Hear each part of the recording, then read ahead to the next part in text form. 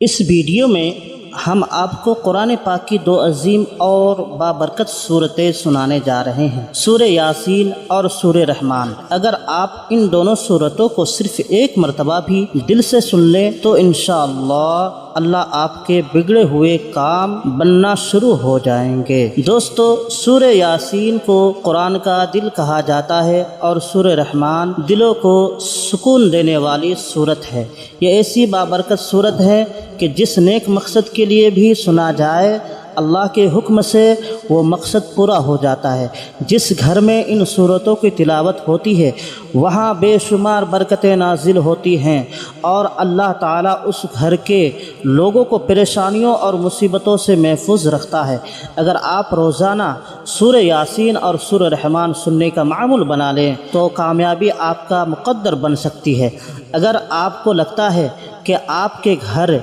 या कारोबार पर किसी का नज़र है, रिज़्क़ में तंगी है, तो अपने घर या दुकान में इन सूरतों को चलाएं। इंशाअल्लाह बुरी नज़र, जादू और दिगर मनफी असरात ख़त्म हो जाएंगे और रिज़्क़ में बेपनाह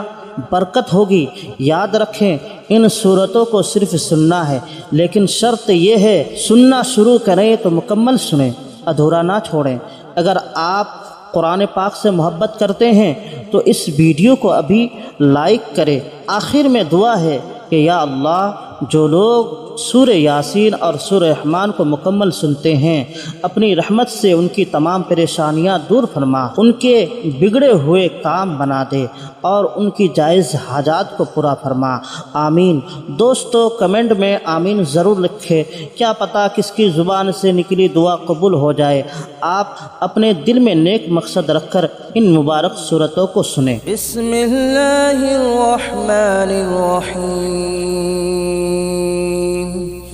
यासीन वल क़ुरआनिल हकीम इन्नका लमिनल मुरसलीन अला सिरातिन मुस्तक़ीम तंज़ीलल अज़ीज़िर रहीम लितुन्ज़िर क़ौमन मा उन्ज़िर आबाउहुम फहुम गाफ़िलून लक़द हक़्क़ल क़ौलु अला अक्सरिहिम फहुम ला युमिनून इन्ना जअलना फ़ी अअनाक़िहिम अग़लालन फ़हिय इलल अज़क़ान फ़हुम मुक़महून वजअलना मिन बैन अयदीहिम सद्दन वमिन ख़ल्फ़िहिम सद्दन फ़अग़शयनाहुम फ़हुम ला युबसिरून वसवाउन अलैहिम अअंज़रतहुम अम लम तुंज़िरहुम ला युमिनून इन्नमा तुंज़िर मन इत्तबअ अज़्ज़िक्र व ख़शिय अर्रहमान बिलग़ैब फबश्शिरहु बिमग़फ़िरतिन व अज्रिन करीम। इन्ना नहनु नुह्यिल मौता व नक्तुब मा क़द्दमू व आसारहुम व कुल्ल शैइन अहसयनाहु फ़ी इमामिन मुबीन वضرب لهم مثلا أصحاب القرية إذ جاءها المرسلون إذ أرسلنا إليهم اثنين فكذبوهما فعززنا بثالث فقالوا إنا إليكم مرسلون قالوا ما أنتم إلا بشر مثلنا وما أنزل الرحمن من شيء إن أنتم إلا تكذبون قالوا ربنا يعلم إنا إليكم لمرسلون وما علينا إلا البلاغ المبين. قالوا إنا تطيرنا بكم لئن لم تنتهوا لنرجمنكم وليمسنكم منا عذاب أليم. قالوا طائركم معكم أئن ذكرتم بل أنتم قوم مسرفون. وجاء من أقصى المدينة رجل يسعى قال يا قوم اتبعوا المرسلين اتبعوا من لا يسألكم أجرا وهم مهتدون. وما لي لا أعبد الذي فطرني وإليه ترجعون. أأتخذ من دونه آلهة إن يردني الرحمن بضر لا تغن عني شفاءتهم شيئا ولا ينقذون. إني إذا لفي ضلال مبين.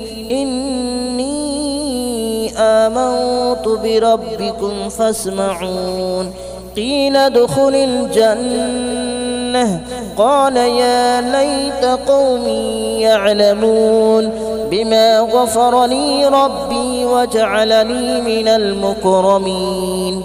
وما أنزلنا على قومه من بعده من جود من السماء وما كنا منزلين. إن كانت إلا صيحة واحدة فإذا هم خامدون. يا حسرة على العباد ما يأتيهم من رسول إلا كانوا به يستهزئون. ألم يروا كم أهلكنا قبلهم من القرون أنهم إليهم لا يرجعون. وإن كل لما جميع لدينا محضرون. وآية لهم الأرض الميتة أحييناها وأخرجنا منها حبا فمنه يأكلون. وجعلنا فيها جنات من نخيل وأعناب وفجرنا فيها من العيون ليأكلوا من ثمره وما عملته أيديهم أفلا يشكرون. سبحان الذي خلق الأزواج كلها مما تنبت الأرض ومن أنفسهم ومما لا يعلمون. وآية لهم الليل نسلخ منه النهار فإذا هم مظلمون. والشمس تجري لمستقر لها ذلك تقدير العزيز العليم. والقمر قدرناه منازل حتى عاد كالعرجون القديم. لا الشمس ينبغي لها أن تدرك القمر ولا الليل سابق النهار وكل في فلك يسبحون. وآية لهم ألا حملنا ذريتهم في الفلك المشحون وخلقنا لهم من مثله ما يركبون. وإن نشأ نغرقهم فلا صريخ لهم ولا هم ينقذون إلا رحمة منا ومتاعا إلى حين. وإذا قيل لهم اتقوا ما بين أيديكم وما خلفكم لعلكم ترحمون وما تأتيهم من آية من آيات ربهم إلا كانوا عنها معرضين وإذا قيل لهم أنفقوا مما رزقكم الله قال الذين كفروا للذين آمنوا أنطعم من لو يشاء الله أطعمه إن أنتم إلا في ضلال مبين ويقولون متى هذا الوعد إن كنتم صادقين ما ينظرون إلا صيحة واحدة تأخذهم وهم يخصمون فلا يستطيعون توصية ولا إلى أهلهم يرجعون ونفخ في الصور فإذا هم من الأجداث إلى ربهم ينسلون قالوا يا ويلنا من بعثنا من مرقدنا هذا ما وعد الرحمن وصدق المرسلون إن كانت إلا صيحة واحدة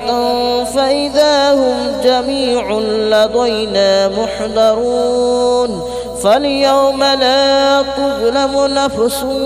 شيئا ولا تجزون إلا ما كنتم تعملون إن أصحاب الجنة اليوم في شغل فاكهون هم وأزواجهم في ظلال على الأرائك متكئون لهم فيها فاكهة ولهم ما يدعون سلام قولا من رب رحيم وامتازوا اليوم أيها المجرمون ألم أعهد إليكم يا بني آدم ألا تعبدوا الشيطان ألم أعهد إليكم يا بني آدم ألا تعبدوا الشيطان إنه لكم عدو مبين وأن اعبدوني هذا صراط مستقيم ولقد أضل منكم جبلا كثيرا أفلم تكونوا تعقلون هذه جهنم التي كنتم توعدون اصلوها اليوم بما كنتم تكفرون اليوم نختم على أفواههم وتكلمنا أيديهم وتشهد أرجلهم بما كانوا يكسبون ولو نشاء لطمسنا على أعينهم فاستبقوا الصراط فأنى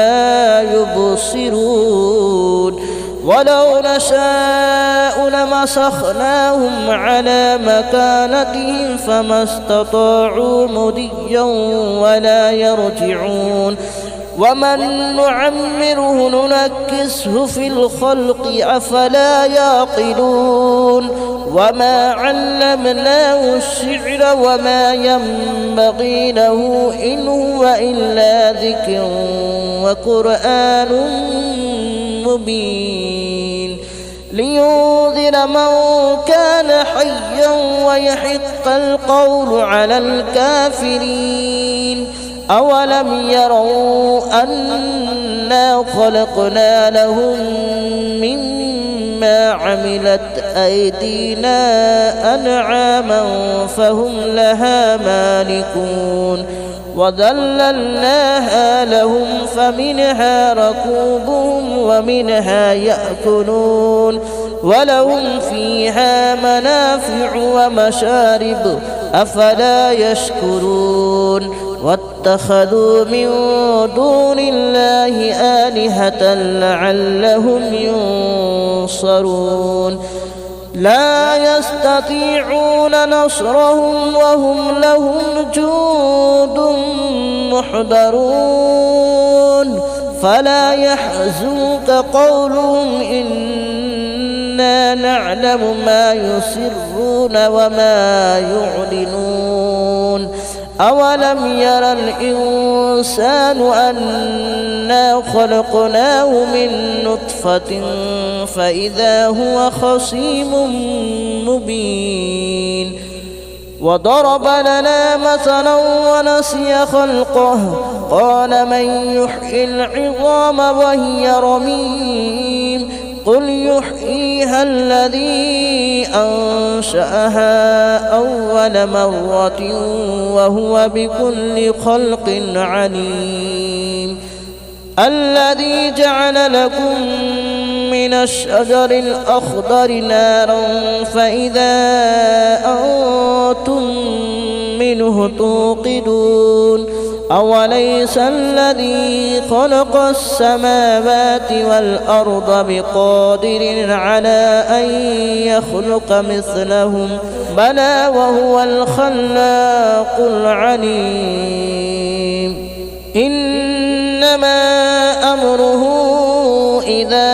أراد شيئا أن يقول له كن فيكون فسبحان الذي بيده ملكوت كل شيء وإليه ترجعون بسم الله الرحمن الرحيم الرحمن علم القرآن خلق الإنسان علمه البيان الشمس والقمر بحسبان والنجم والشجر يسجدان والسماء رفعها ووضع الميزان ألا تطغوا في الميزان وأقيموا الوزن بالقسط ولا تخسروا الميزان والأرض وضعها للأنام فيها فاكهة والنخل ذات الأكمام والحب ذو العصف والريحان فبأي آلاء ربكما تكذبان خلق الإنسان من صلصال كالفخار وخلق الجان من مارج من نار فبأي آلاء ربكما تكذبان رب المشرقين ورب المغربين فبأي آلاء ربكما تكذبان مرج البحرين يلتقيان بينهما برزخ لا يبغيان فبأي آلاء ربكما تكذبان يخرج منهما اللؤلؤ والمرجان فبأي آلاء ربكما تكذبان وله الجوار المنشآت في البحر كالأعلام فبأي آلاء ربكما تكذبان كل من عليها فان ويبقى وجه ربك ذو الجلال والإكرام فبأي آلاء ربكما تكذبان يسأله من في السماوات والأرض كل يوم هو في شأن فبأي آلاء ربكما تكذبان سنفرغ لكم أيها الثقلان فبأي آلاء ربكما تكذبان يا معشر الجن والإنس إن استطعتم أن تنفذوا من أقطار السماوات والأرض فانفذوا لا تنفذون إلا بسلطان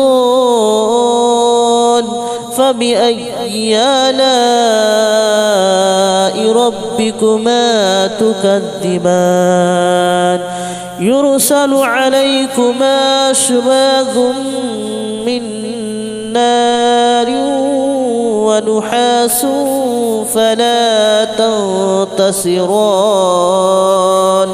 فبأي آلاء ربكما تكذبان فإذا انشقت السماء فكانت وردة كالدهان فبأي آلاء ربكما تكذبان فيومئذ لا يسأل عن ذنبه إنس ولا جان فبأي آلاء ربكما تكذبان يعرف المجرمون بسيماهم فيؤخذ بالنواصي والأقدام فبأي آلاء ربكما تكذبان هذه جهنم التي يكذب بها المجرمون يطوفون بينها وبين حميم آن فبأي آلاء ربكما تكذبان ولمن خاف مقام ربه جنتان فبأي آلاء ربكما تكذبان ذواتا أفنان فبأي آلاء ربكما تكذبان فيهما عينان تجريان فبأي آلاء ربكما تكذبان فيهما من كل فاكهة زوجان فبأي آلاء ربكما تكذبان متكئين على فرش بطائنها من استبرق وجنى الجنتين دان فبأي آلاء ربكما تكذبان فيهن قاصرات الطرف لم يطمثهن إنس قبلهم ولا جان فبأي آلاء ربكما تكذبان كأنهن الياقوت والمرجان فبأي آلاء ربكما تكذبان هل جزاء الإحسان إلا الإحسان فبأي آلاء ربكما تكذبان ومن دونهما جنتان فبأي آلاء ربكما تكذبان مدهامتان فبأي آلاء ربكما تكذبان فيهما عينان نضاختان فبأي آلاء ربكما تكذبان فيهما فاكهة ونخل ورمان فبأي آلاء ربكما تكذبان فيهن خيرات حسان فبأي آلاء ربكما تكذبان حور مقصورات في الخيام فبأي آلاء ربكما تكذبان لم يطمثهن إنس قبلهم ولا جان فبأي آلاء ربكما تكذبان متكئين على رفرف خضر وأبقري حسان فبأي آلاء ربكما تكذبان تبارك اسم ربك ذي الجلال والإكرام بسم الله الرحمن الرحيم إذا وقعت الواقعة ليس لوقعتها كاذبة خافضة رافعة إذا رجت الأرض رجا وبست الجبال بسا فكانت هباء منبثا وكنتم أزواجا ثلاثة فأصحاب الميمنة ما أصحاب الميمنة وأصحاب المشأمة ما أصحاب المشأمة والسابقون السابقون أولئك المقربون في جنات النعيم ثلة من الأولين وقليل من الآخرين على سرر موضونة متكئين عليها متقابلين يطوف عليهم ولدان مخلدون بأكواب وأباريق وكأس من معين لا يصدعون عنها ولا ينزفون وفاكهة مما يتخيرون ولحم طير مما يشتهون وحور عين كأمثال اللؤلؤ المكنون جزاء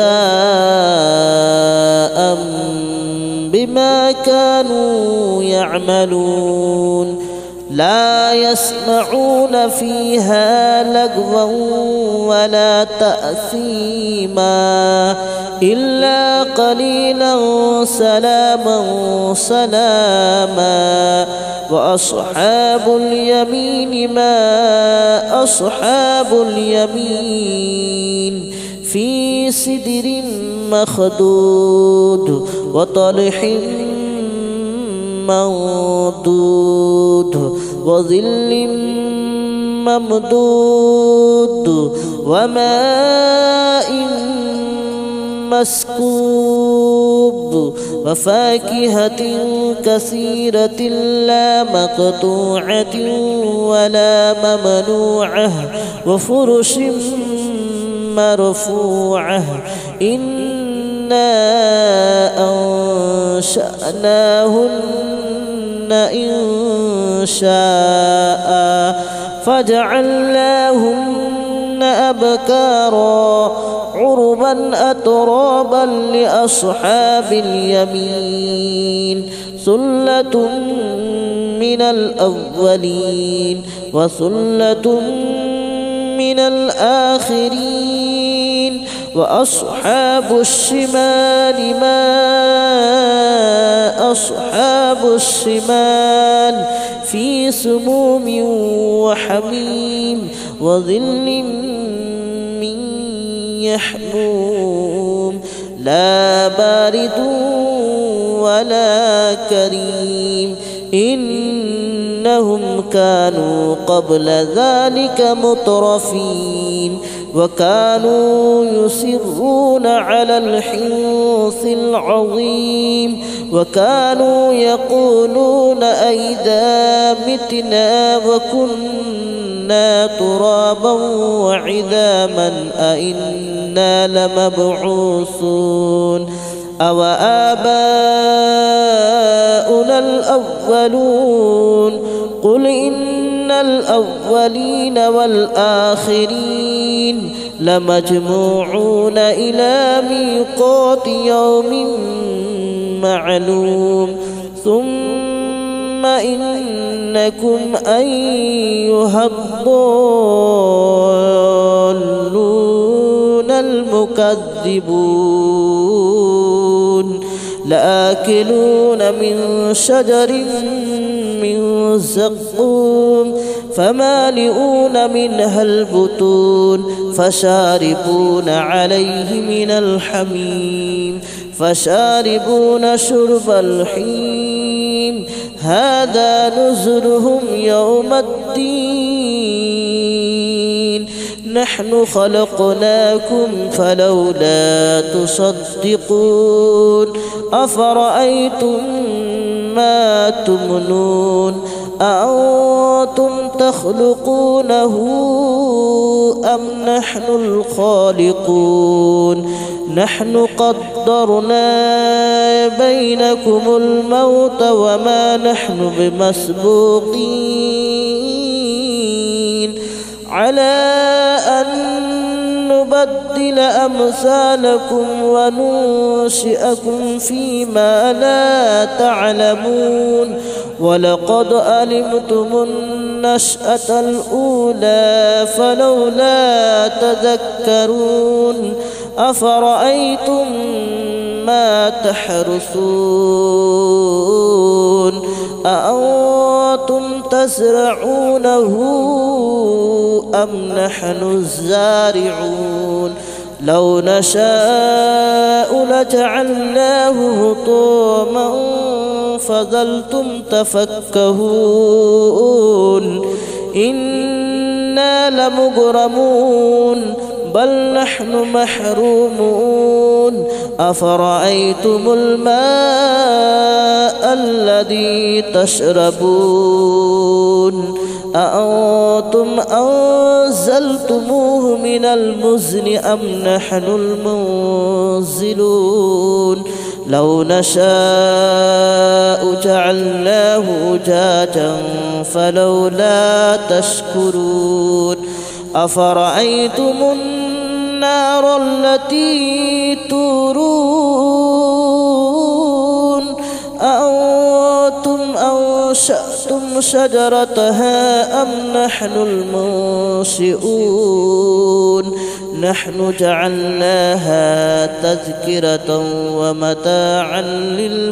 للمتقين نحن جعلناها تذكرة ومتاعا للمقوين فسبح باسم ربك العظيم فلا أقسم بمواقع النجوم وإنه لقسم لو تعلمون عظيم إنه لقرآن كريم في كتاب مكنون لا يمسه إلا المطهرون تنزيل من رب العالمين أفبهذا الحديث أنتم مدهنون وتجعلون رزقكم أنكم تكذبون فلولا إذا بلغت الحلقوم وأنتم حينئذ تنظرون ونحن أقرب إليه منكم ولكن لا تبصرون فلولا إن كنتم غير مدينين ترجعونها إن كنتم صادقين فأما إن كان من المقربين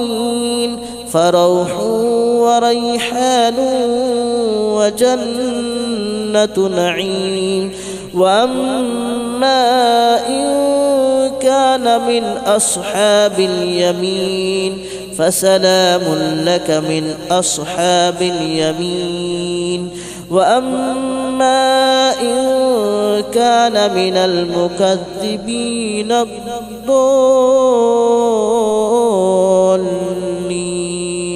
فنزل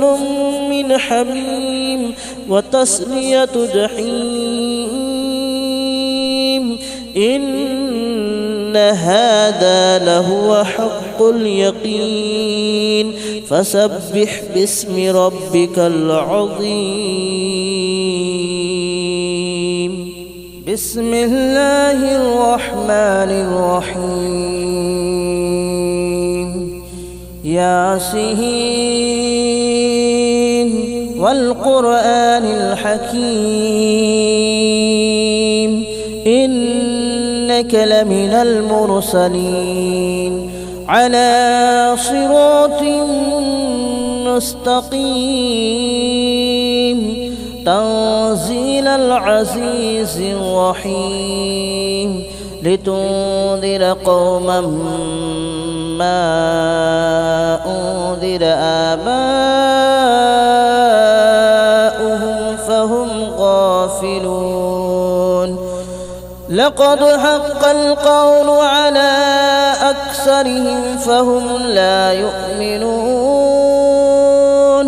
إنا جعلنا في أعناقهم أغلالا فهي إلى الأذقان فهم مقمحون وجعلنا من بين أيديهم سدا ومن خلفهم سدا فأغشيناهم فهم لا يبصرون وسواء عليهم أنذرتهم أم لم تنذرهم لا يؤمنون إنما تنذر من اتبع الذكر وخشي الرحمن بالغيب فبشره بمغفرة وأجر كريم إنا نحن نحيي الموتى ونكتب ما قدموا وآثارهم وكل شيء أحصيناه في إمام مبين واضرب لهم مثلا أصحاب القرية إذ جاءها المرسلون إذ أرسلنا إليهم اثنين فكذبوهما فعززنا بثالث فقالوا إنا إليكم مرسلون قالوا ما أنتم إلا بشر مثلنا وما أنزل الرحمن من شيء إن أنتم إلا تكذبون قالوا ربنا يعلم إنا إليكم لمرسلون وما علينا إلا البلاغ المبين قالوا إنا تطيرنا بكم لئن لم تنتهوا لنرجمنكم وليمسنكم منا عذاب أليم قالوا طائركم معكم أئن ذكرتم بل أنتم قوم مسرفون وجاء من أقصى المدينة رجل يسعى قال يا قوم اتبعوا المرسلين اتبعوا من لا يسألكم أجرا وهم مهتدون وما لي لا أعبد الذي فطرني وإليه ترجعون أأتخذ من دونه آلهة إن يردني الرحمن بضر لا تغن عني شفاءتهم شيئا ولا ينقذون إني إذا لفي ضلال مبين آمنت بربكم فاسمعون قيل ادخل الجنة قال يا ليت قومي يعلمون بما غفر لي ربي وجعلني من المكرمين وما أنزلنا على قومه من بعده من جود من السماء وما كنا منزلين إن كانت إلا صيحة واحدة فإذا هم خامدون يا حسرة على العباد ما يأتيهم من رسول إلا كانوا به يستهزئون ألم يروا كم أهلكنا قبلهم من القرون أنهم إليهم لا يرجعون وإن كل لما جميع لدينا محضرون وآية لهم الأرض الميتة أحييناها وأخرجنا منها حبا فمنه يأكلون وجعلنا فيها جنات من نخيل وأعناب وفجرنا فيها من العيون ليأكلوا من ثمره وما عملته أيديهم أفلا يشكرون سبحان الذي خلق الأزواج كلها مما تنبت الأرض ومن أنفسهم ومما لا يعلمون وآية لهم الليل نسلخ منه النهار فإذا هم مظلمون والشمس تجري لمستقر لها ذلك تقدير العزيز العليم والقمر قدرناه منازل حتى عاد كالعرجون القديم لا الشمس ينبغي لها أن تدرك القمر ولا الليل سابق النهار وكل في فلك يسبحون وآية لهم ألا حملنا ذريتهم في الفلك المشحون وخلقنا لهم من مثله ما يركبون وإن نشأ نغرقهم فلا صريخ لهم ولا هم ينقذون إلا رحمة منا ومتاعا إلى حين وإذا قيل لهم اتقوا ما بين أيديكم وما خلفكم لعلكم ترحمون وما تأتيهم من آية من آيات ربهم إلا كانوا عنها معرضين وإذا قيل لهم أنفقوا مما رزقكم الله قال الذين كفروا للذين آمنوا أنطعم من لو يشاء الله أطعمه إن أنتم إلا في ضلال مبين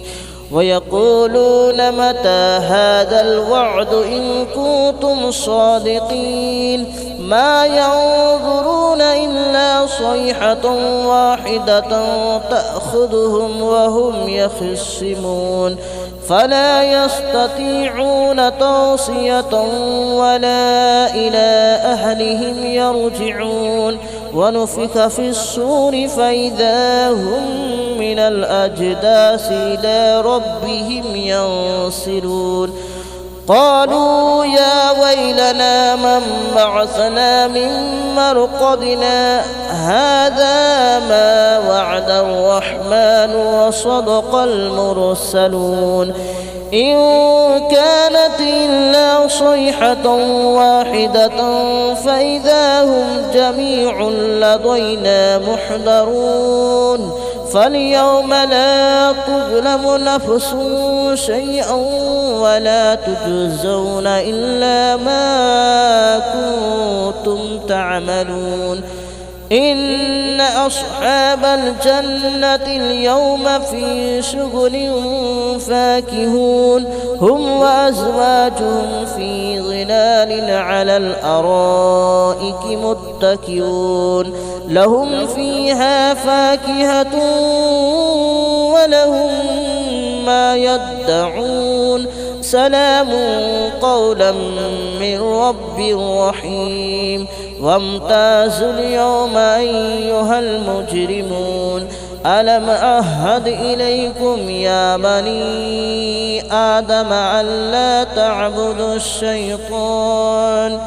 ألم أعهد إليكم يا بني آدم ألا تعبدوا الشيطان إنه لكم عدو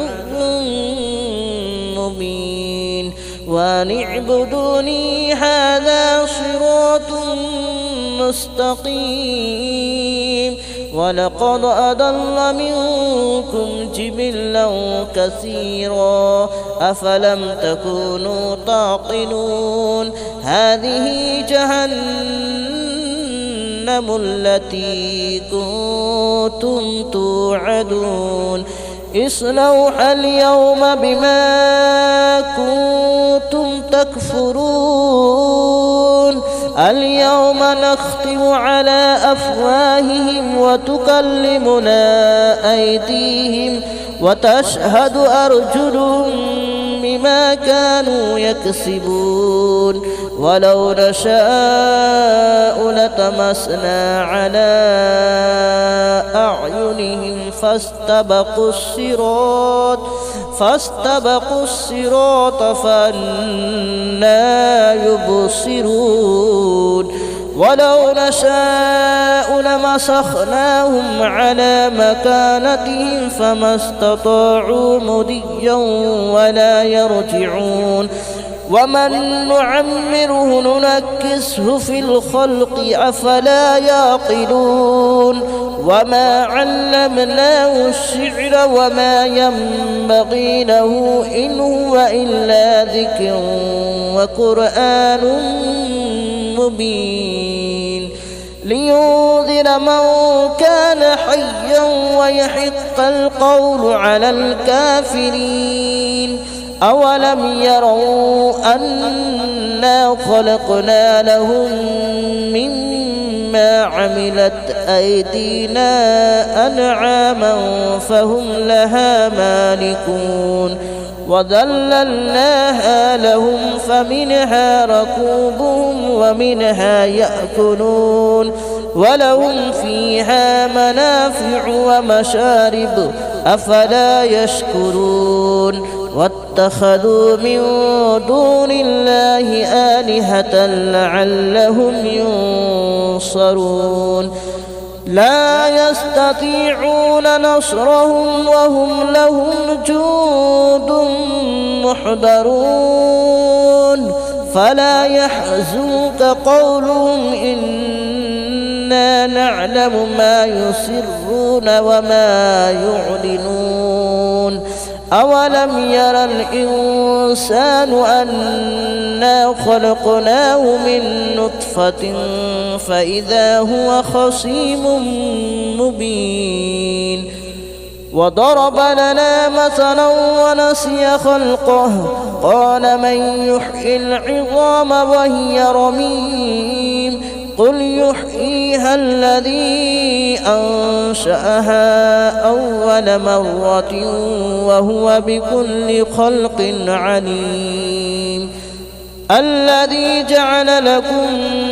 من الشجر الأخضر نارا فإذا أنتم منه توقدون أوليس الذي خلق السماوات والأرض بقادر على أن يخلق مثلهم بلى وهو الخلاق العليم إنما أمره إذا أراد شيئا أن يقول له كن فيكون فسبحان الذي بيده ملكوت كل شيء وإليه ترجعون بسم الله الرحمن الرحيم الرحمن علم القرآن خلق الإنسان علمه البيان الشمس والقمر بحسبان والنجم والشجر يسجدان والسماء رفعها ووضع الميزان ألا تطغوا في الميزان وأقيموا الوزن بالقسط ولا تخسروا الميزان والأرض وضعها للأنام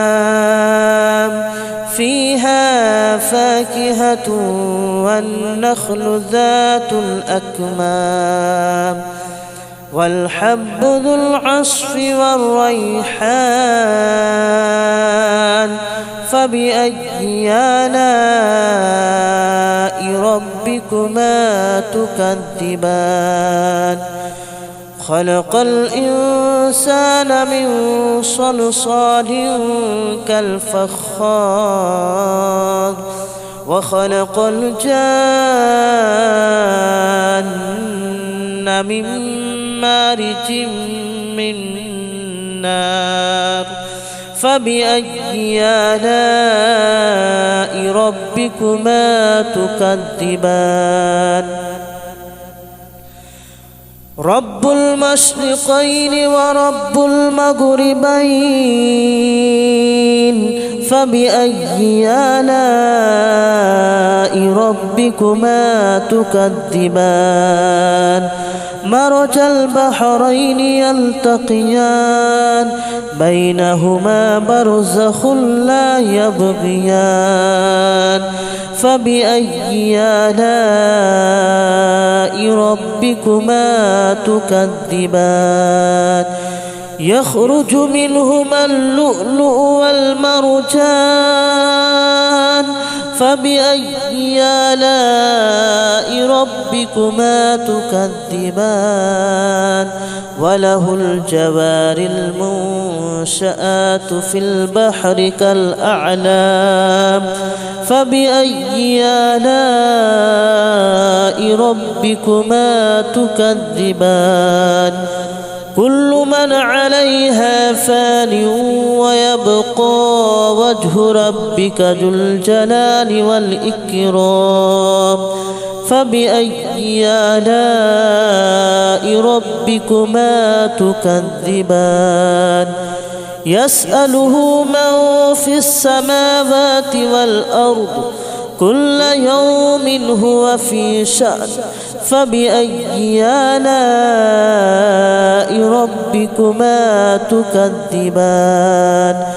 سنفرغ لكم أيها الثقلان فبأي آلاء ربكما تكذبان يا معشر الجن والإنس إن استطعتم أن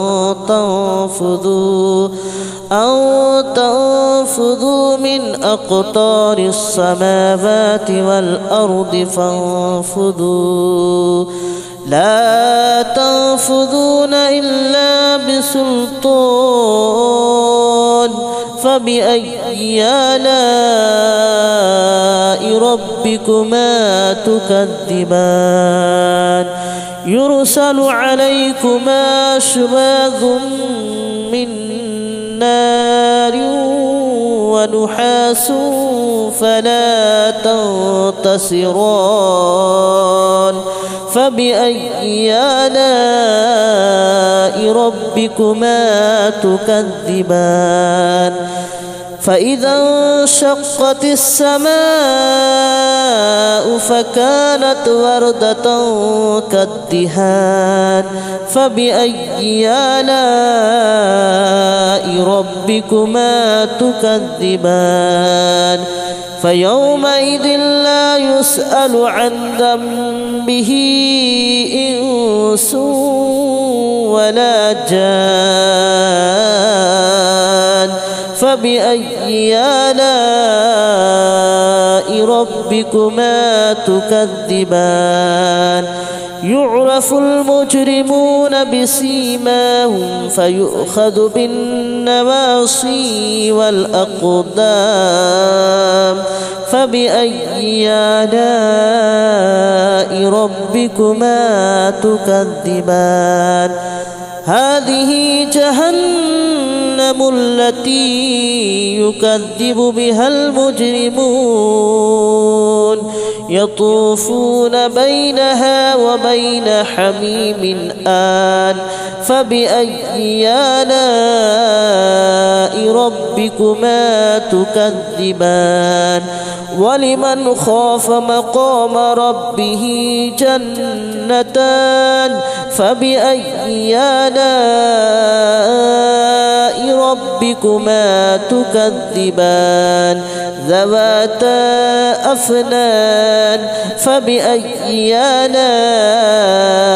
ربكما تكذبان فيهما عينان تجريان فبأي آلاء ربكما تكذبان فيهما من كل فاكهة زوجان فبأي آلاء ربكما تكذبان متكئين على فرش بطائنها من استبرق وجنى الجنتين دان فبأي آلاء ربكما تكذبان فيهن قاصرات الطرف لم يطمثهن إنس قبلهم ولا جان فبأي آلاء ربكما تكذبان كأنهن الياقوت والمرجان فبأي آلاء ربكما تكذبان هل جزاء الإحسان إلا الإحسان فبأي آلاء ربكما تكذبان ومن دونهما جنتان فبأي آلاء ربكما تكذبان مدهامتان فبأي آلاء ربكما تكذبان فيهما عينان نضاختان فبأي آلاء ربكما تكذبان فيهما فاكهة ونخل ورمان فبأي آلاء ربكما تكذبان فيهن خيرات حسان فبأي آلاء ربكما تكذبان حور مقصورات في الخيام فبأي آلاء ربكما تكذبان لم يطمثهن إنس قبلهم ولا جان فبأي آلاء ربكما تكذبان متكئين على رفرف خضر وأبقري حسان فبأي آلاء ربكما تكذبان تبارك اسم ربك ذي الجلال والإكرام بسم الله الرحمن الرحيم إذا وقعت الواقعة ليس لوقعتها كاذبة خافضة رافعة إذا رجت الأرض رجا وبست الجبال بسا فكانت هباء منبثا وكنتم أزواجا ثلاثة فأصحاب الميمنة ما أصحاب الميمنة وأصحاب المشأمة ما أصحاب المشأمة والسابقون السابقون أولئك المقربون في جنات النعيم ثلة من الأولين وقليل من الآخرين على سرر موضونة متكئين عليها متقابلين يطوف عليهم ولدان مخلدون بأكواب وأباريق وكأس من معين لا يصدعون عنها ولا ينزفون وفاكهة مما يتخيرون ولحم طير مما يشتهون وحور عين كأمثال اللؤلؤ المكنون جزاء بما كانوا يعملون لا يسمعون فيها لغوا ولا تأثيما إلا قليلا سلاما وأصحاب اليمين ما أصحاب اليمين